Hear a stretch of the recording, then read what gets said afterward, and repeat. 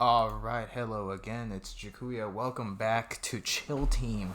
And if for this video, I wanted to talk about what I call the MVP, or minimum viable paint job, that you can put on your mini. Now, this can vary from person to person, but we're talking strictly almost like from a casual perspective here. And the big question is, of course, once you've assembled your mini, do you even need to paint it?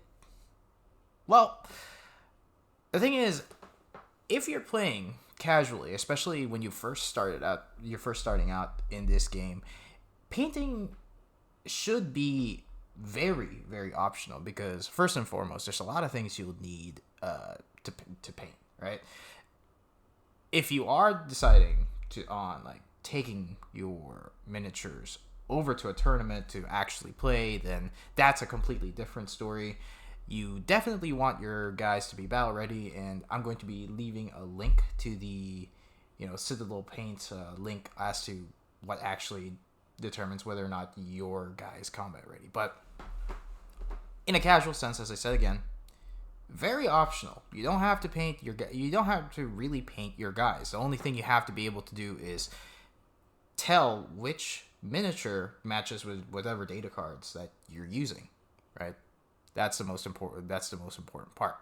Now, one of the things, or a lot of the things that will definitely scare anyone from painting miniatures, just in general, is that there's a lot of things that you need.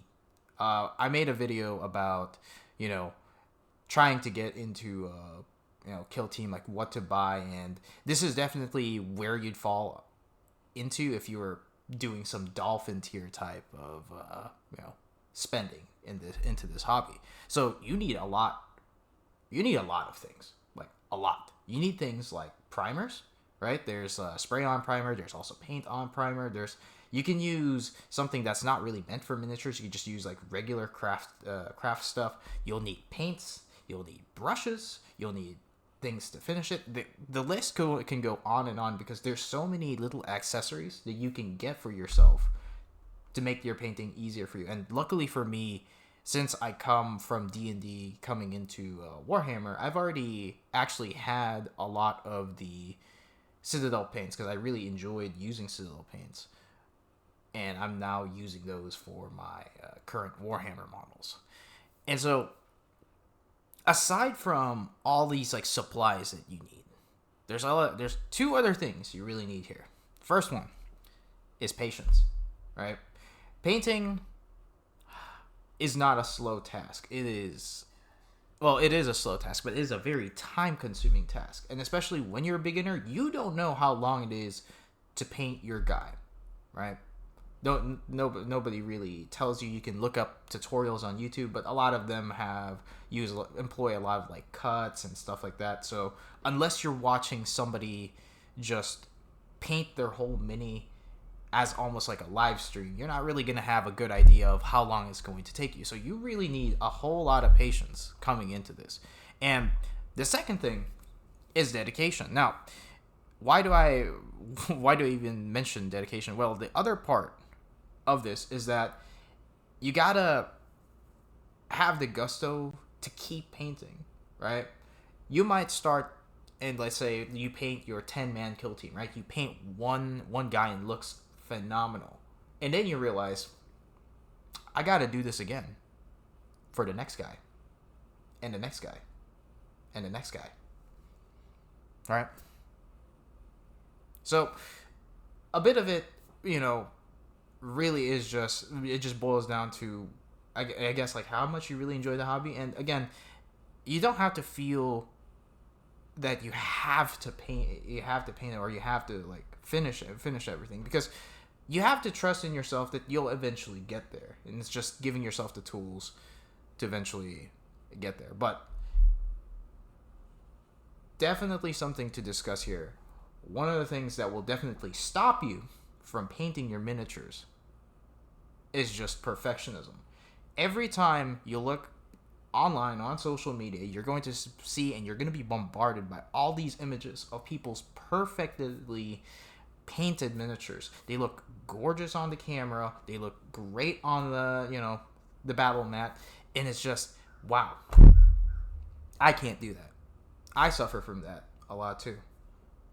But there's an old saying that maybe your mom or your aunts always say. Maybe I don't know who says this. Maybe some folks out there. But the truth is, comparison is the thief of joy, right? If you compare yourself to what you can, compare what you can do versus what another person can do. And remember, these are people who are like fully in on the hobby, years of painting miniatures, years of like accruing all the stuff that they need to do, and like just the amount of like knowledge and practice they've had is of course going to give them an edge. So the idea that you have to compare yourself to that, to that person and their works is kind of like it's kind of like pointless, right? And the true thing is that you're just going to get better at painting over time, even if you don't try to look up like tutorials or anything like that. And trust me, you will look up tutorials. Like, you have to just find the fun in painting. Like, feel free to like make mistakes, paint over things. Maybe sometimes you don't really thin your paints. I know that's one thing that like veterans always tell new people. It's like, always thin your paints. But if I thin my paints, it takes me longer to paint, but my paint looks splotchy. Right? So the truth is, the only wrong way to paint in this scenario is not painting at all. If you get no paint jobs on your thing and you just say it's just gonna keep being a gray pile of shame forever and I'm just gonna play with it, then then you're gonna miss out. Again, painting is optional, but it's part of the reason I believe that why this hobby has persisted so long is because there's an enjoyment that you can derive from this. There's a level of expression that you can put in every single miniature, and at the end of the day, you take a look at it when you're finished and you say, that one looks good. That one's mine. I made it. And so it always just feels good. Now, that's not what you're tuning in here for. What would you say is like the most minimally viable miniature, at least, to be able to play on? That's at least painted, and that's not just, it came out of the sprue, I glued it, and then that's it. All right? So, here. These are little, focus the camera here, are little black and white miniatures, as you can see, and these are just very basic to do. Now, you can see that they're, let me focus back on my face. These black and white miniatures are very, very readable on the table. Right? Like, you don't really need to slap paint on them, and they're very, very simple to do. It's just black primer. You can use spray paint, or you can just paint on primer, and then you can use a white can of spray paint. Like, you can use like Citadel ones or whatever brand you wish, and then you just hit the top. I'm going to see if I can do like a tutorial for this maybe sometime in the future, but I just wanted to mention that this is like one of the easiest ways for you to just have at least somewhat of a painted miniature on the table. The black and white looks good because you can tell where the shadows start on your miniature. You can also like tell, where the highlights are. So it really creates this sort of like, sharp contrast between the lights and blacks. So it's almost as if you're like looking at something straight out of a black and white comic book or manga. So the other reason why I would recommend this, and I would say just go on YouTube, look up like different tutorials. There's things called like Zenithal highlights where again, you prime black, then you put you spray paint on top. There's all sorts of different tutorials that you can find over there. But one of the things I like about these black and white miniatures is that if you use things like contrast paints and speed paints, you can just paint over the white, and it really allows like those contrast paints or those speed paints to really pop, and you can really like see the color, because the color is what like it seeps into the dark recesses of the model. So So the darks will stay dark, but the light portions of your model will have the color. So it's really good. And again, this is just like a really good place to start. And eventually, and I'm gonna say this is likely not gonna stay white and black.